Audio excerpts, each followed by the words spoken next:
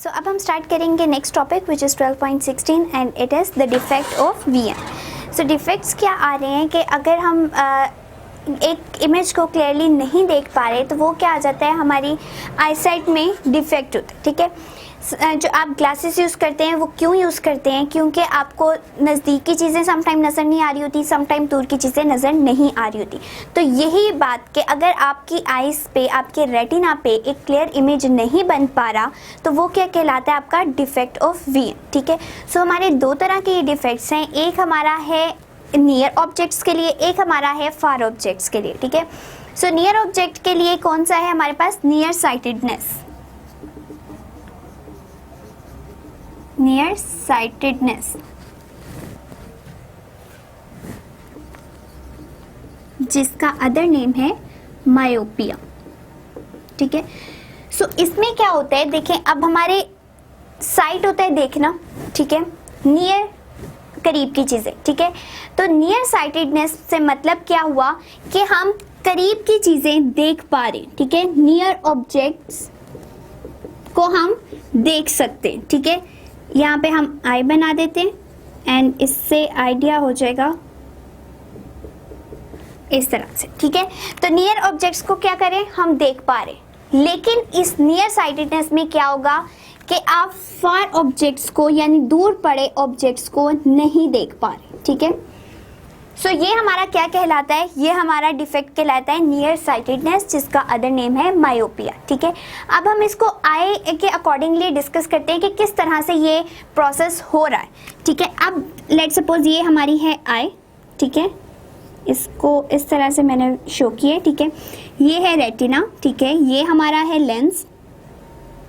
अब ये defect basically आते कब है, जब लेंस में इतनी एबिलिटी नहीं होती कि वो अपने आप को श्रिंक कर सके या रिलैक्स कर सके, यानी अकोमोडेशन की पावर उसकी कम होने की वजह से हमारे क्या आ जाते हैं, डिफेक्ट्स आ जाते हैं। ठीक है, अब ये लेंस में इतनी एबिलिटी नहीं है कि वो अकॉर्डिंग टू द सिचुएशन अपनी फोकल लेंथ को चेंज कर ले। ठीक है, तो अगर वो अपनी फोकल लेंथ चेंज नहीं कर पा रहा, अकोमोडेशन के उसकी एबिलिटी नहीं रही, तब हमारे कौन से डिफेक्ट क्रिएट होना शुरू हो गए हैं, आईसाइट के हमारी डिफेक्ट क्रिएट होने शुरू हो गए हैं। एंड फर्स्ट वन क्या है, नियर साइटेडनेस, यानी हम नियर ऑब्जेक्ट्स को देख पा रहे हैं लेकिन फार ऑब्जेक्ट्स को नहीं देख पा रहे। अब देखिए, अगर हम एक सिंपल केस लेते हैं कि नियर ऑब्जेक्ट्स के लिए क्या हो रहा है, लेट सपोज ये हमारा नियर ऑब्जेक्ट पड़ा हुआ है। ठीक है, ये जो लाइन हमारी पास करती है that is called the principal axis, यहाँ कहीं फोकस है। अब क्या होगा कि ये नियर ऑब्जेक्ट से ये लाइट गई, ठीक है, रिफ्रैक्ट करेगी एंड देन पास आउट कर जाएगी फ्रॉम द फोकस पॉइंट। ठीक है, अगेन हम कोई ऑप्टिकल सेंटर से पास होती हुई लाइन ले रहे हैं, इस तरह से पास करेगी और ये हमारा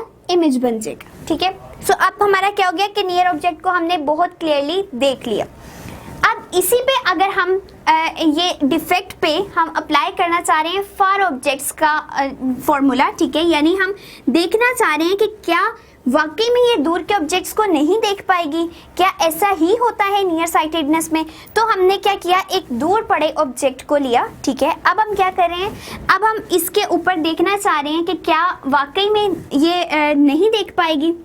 तो देखें, अब हम इसको नियर वाले ऑब्जेक्ट को खत्म कर देते हैं। ठीक है, नियर के केस को हमने खत्म किया, फोकस पॉइंट उधर ही रहेगा। ठीक है, क्योंकि अब जो लेंस है उसकी ये पावर नहीं है, इतनी एबिलिटी नहीं है कि वो अपने फोकल लेंथ को चेंज करे, तभी तो हमारा डिफेक्ट आया है। ठीक है, तो अब हमारा फोकल लेंथ बिल्कुल भी चेंज नहीं होगी, वहीं पे रहेगी, ऑब्जेक्ट दूर पड़े।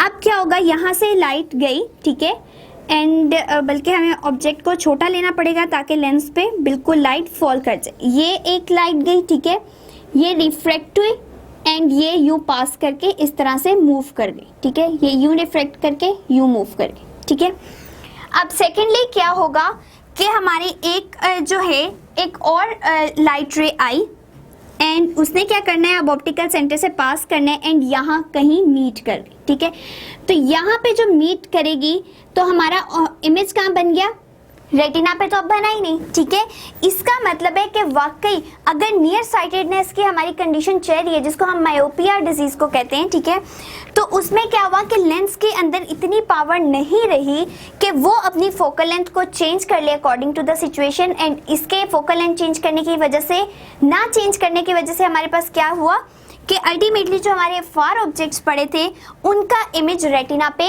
नहीं बन रहा, ठीक है।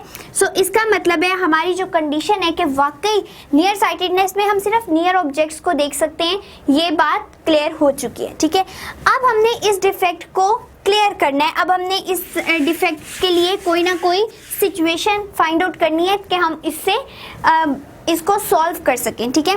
तो हम क्या करते हैं, हम ग्लासेस यूज करते हैं। अब ग्लासेस में बेसिकली हम नियर साइटेडनेस के लिए लेंस यूज करते हैं which is the concave lens, ठीक है।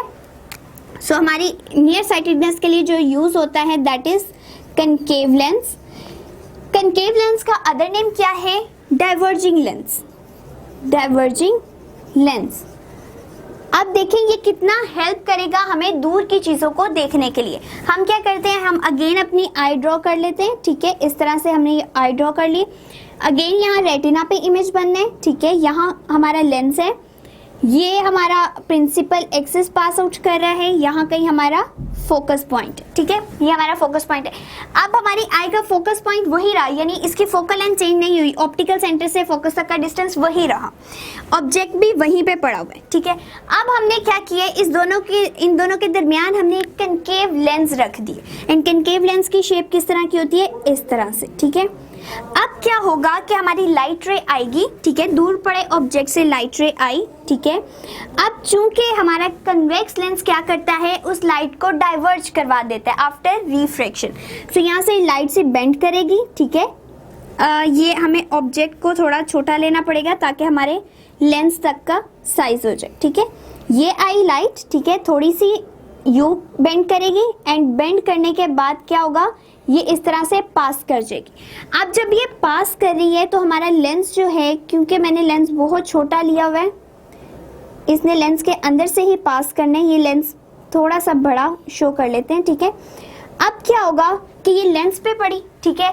अब जो हमारा लेंस है आई के अंदर that is the converging lens, ठीक है। अब वो क्या करेगा, इस लाइट को, ये जो इसके ऊपर फॉल करी है, इसको कन्वर्ट्स करवा देगा, ठीक है। बेंड करवाएगा पहले और बेंड करवा के बिल्कुल यहाँ से फोकस पॉइंट से पास आउट करवा देगा, ठीक है।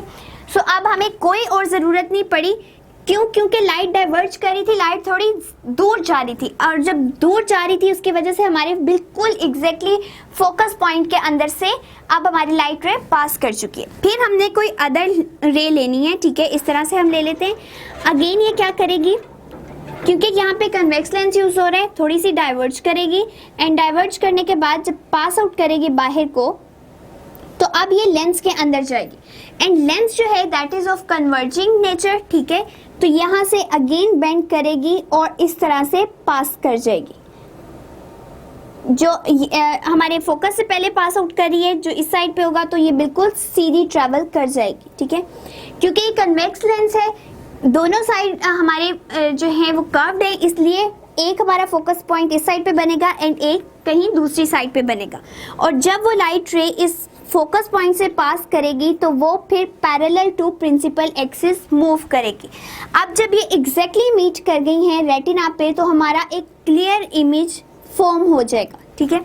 सो ये था हमारा नियर साइटेडनेस, जिस डिजीज का नाम है मायोपिया। एंड नियर साइटेडनेस में हम करीब की चीज़ों को देख सकते हैं, दूर की चीज़ों को नहीं देख सकते। एंड अगर हमें दूर की चीज़ों को भी देखना है तो उसके लिए कनकेव लेंस यूज़ करना पड़ेगा, जो पहले तो लाइट को डाइवर्ज करवाएगा, लेकिन आगे कन्वर्जिंग लेंस होने की वजह से ये लाइट मीट करेगी एंड अगेन रेटिना पे बहुत क्लियर इमेज फॉर्म हो जाएगा। अब हमारे तमाम इमेज जो रेटिना पे बन रहे हैं, क्योंकि यहाँ पे हम कनकेव लेंस यूज़ कर रहे हैं तो वो रियल हैं, ठीक है। रियल भी हैं एंड इन्वर्टेड भी हैं। अब हमें तो बिल्कुल इरेक्ट इमेज नज़र आते हैं, किसी भी इंसान का देखें या किसी भी चीज़ का देखें वो हमें सीधा नज़र आता है। तो वो सारा प्रोसेस कि हमारा इमेज सीधा कैसे होगा वो हमारे ब्रेन के अंदर होता है, ठीक है।